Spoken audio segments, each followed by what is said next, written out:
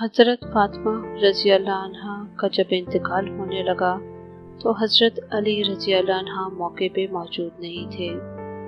हज़रत फ़ातिमा रज़ी अल्लाह अन्हा ने अपनी खादमा से कहा कि गुस्ल का पानी रखो।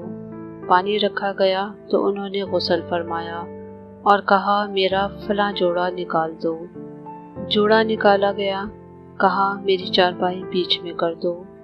कमरे के बीच में चारपाई कर दी गई।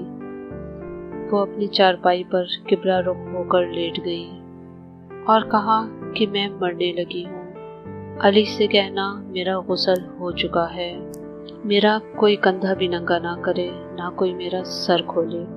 मैं नहा चुकी हूँ, मेरा गुस्ल हो चुका है। उनको मरने के बाद भी ये फिक्र है कि मेरा कंधा नंगा ना हो जाए।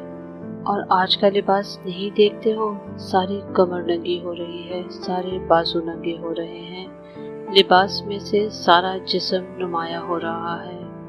ये मगरिब की बेटियां बनकर इज्जत पाना चाहती हैं।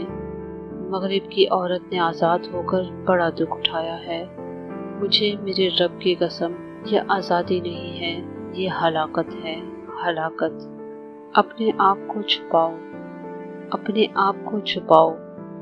जितना छुपाओगी उतना अल्लाह के यहाँ रोशन हो जाओगी। जितना जाहिर होगी उतना अल्लाह की नज़रों में ज़लील हो जाओगी। मेरी बहनों, क़यामत दूर नहीं, मौत कभी भी आ सकती है। अपने आप को इस्लामी तर्ज पर ढाल लो। मगरिब की बेटियां बनने की कोशिश मत करो, तुम सरासर नुकसान उठाओगी, दुनिया में भी और आखिरत में भी। न तुम्हारी दुनिया में इज्जत होगी और ना अल्लाह के यहाँ।